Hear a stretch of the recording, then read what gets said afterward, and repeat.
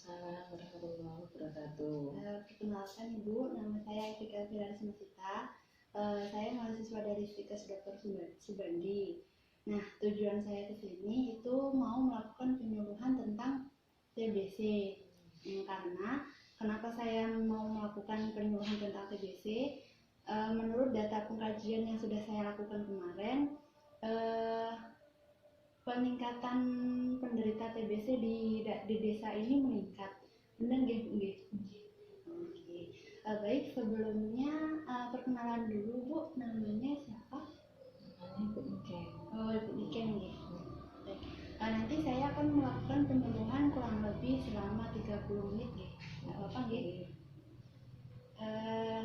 Saya mulai nggih, Bu nggih. Ini medianya dari sini.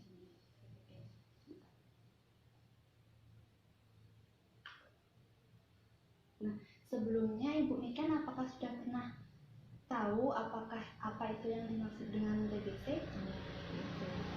Batuk gimana ya? Ya pernah dengar tapi jelasnya saya kurang tahu. Kurang tahu ya.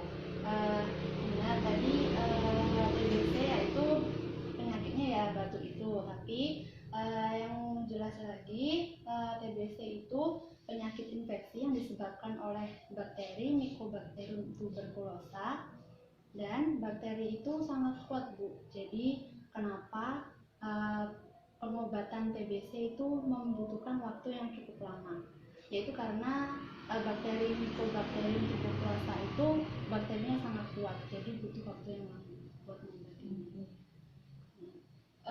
Bakteri ini lebih sering menginfeksi organ paru-paru. Nah, selain organ paru-paru, bakteri ini juga bisa menginfeksi organ tubuh yang lain, contohnya seperti otak, tulang, kelenjar getah bening, saluran pencernaan, dan lain-lain. Nah, untuk selanjutnya proses penularannya, Bu. Nah, untuk TBC ini proses penularannya yaitu melalui percikan dahak atau air ludah saat ngobrol dengan penderita gitu, atau dengan air ludah yang dibuang sembarangan dan mengandung bakteri, jadi bisa menyebar ke udara. Kalau misal kena kulit itu bisa menular. Misalnya air ludahnya orang yang kena TBC terus terkena kulit orang yang nggak kena, terus apa yang juga menular? Kalau terkena kulit itu tidak tertular. Selama kulit yang bekas terkena itu tidak masuk ke mulut. Baik. Bisa berlanjut, Bu?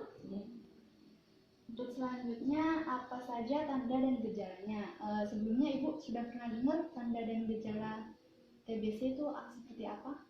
Belum tahu nggih. Ya, yang pertama tanda dan gejalanya itu batuk berdahak 2-3 minggu, yang dia tuh batuknya terus menerus dan nggak bisa berhenti gitu. Dan yang selanjutnya demam tanpa sebab yang berlangsung sangat lama. Dan yang ketiga itu keringat di malam hari tanpa melakukan aktivitas yang berat gitu. Nah, untuk selanjutnya penurunan berat badan yang drastis dan penurunan nafsu makan. Lalu selanjutnya perasaan tidak enak. Jadi perasaan tubuh kita tuh seperti lemas, terus lemah, nggak malas mau ngapa-ngapain gitu. Nah, yang selanjutnya sesak nafas dan nyeri dada. Nah, yang terakhir pernah batuk disertai dengan darah, di dahaknya tuh ada darahnya. Baik, ibunya sudah paham? Untuk selanjutnya, jika sudah muncul tanda-tanda yang sudah disebutkan tadi, kira-kira apa yang bisa dilakukan? Cepat-cepat periksa. Ya, bagus ibunya. Jadi yang pertama itu segera periksa ke puskesmas atau ke dokter katanya ibu tadi, atau rumah sakit terdekat. Nanti setelah sampai di sana, kita akan diarahkan oleh petugas kesehatan untuk melakukan pemeriksaan dahak dan foto ronsen agar lebih jelas.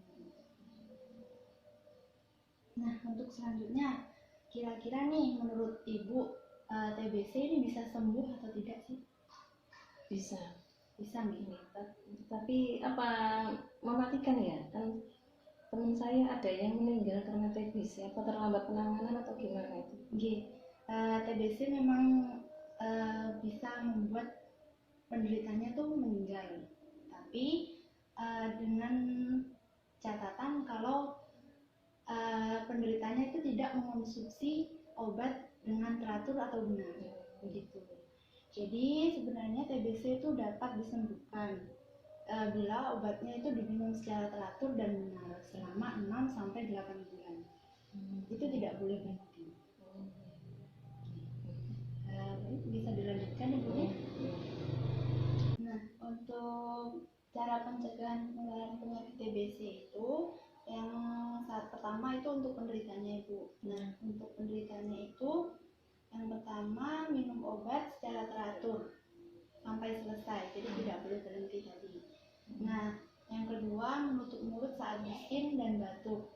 Ibunya sudah tahu cara menutup mulut dengan benar? Sebenarnya nggak apa-apa Bu, tapi lebih tepatnya lagi menutup mulut saat bersin dan batuk itu menggunakan lipatan siku. Jadi untuk selanjutnya tidak meludah di sembarang tempat. Nah, kemudian meludah di tempat yang kena sinar matahari langsung, atau jika tidak disediakan tempat tersendiri atau wadah yang ada tutupnya. Nanti di dalam wadah tersebut dikasih air sabun atau air Baiklin. Nah, untuk selanjutnya makan makanan yang bergizi. Kemudian bagi yang perokok atau yang mengonsumsi minuman beralkohol dan narkoba diwajibkan harus berhenti dan kurangi begadang Ibu. Nah, bagi keluarganya sendiri untuk menjaganya yaitu yang pertama jemur tempat tidur penderita secara teratur. Kemudian selalu buka jendela yang ada di rumah Ibu supaya ventilasinya bagus dan sinar mataharinya bisa masuk. Nah, kemudian yang terakhir bagi bayi yang baru lahir harus divaksin BCG gitu ya. Dulu anaknya Ibu waktu baru lahir divaksin dia? Divaksin rutin, imunisasi. Alhamdulillah kalau gitu. Baik, terima kasih. Mungkin dari saya itu saja. Dari Ibunya mungkin ada yang mau ditanyakan? Sudah paham ya? Baik, kalau begitu saya boleh bertanya gitu. Coba Ibu sebutkan 3 tanda dan gejala dari TBC. Batuk yang disertai keluar dahak. Terus apa ya? Lupa Ibu, nggak apa-apa. Jadi yang pertama tadi benar, batuk yang disertai dengan dahak. Kemudian berkeringat di malam hari tanpa aktivitas. Kemudian demam yang tanpa sebab berlangsung sangat lama. Nah, untuk selanjutnya pertanyaannya, kira-kira penularannya TBC itu gimana sih Bu? Melalui itu ludah yang bila bersin batuk ludahnya mengenai orang lain melalui udara. Benar. Dan satu lagi untuk pencegahannya bagi keluarga bagaimana? Rutin menjemur tempat tidur orang yang terkena TBC tadi. Terus membuka ventilasi jendela rumah supaya sinar matahari masuk. Terus bayi baru lahir. Yang bayi baru lahir itu suntik vaksin TBC, BCG. Benar. Baik, Ibunya sudah paham ya. Insyaallah ya. Bisa masuk ilmunya. Terima kasih, itu saja yang bisa saya sampaikan.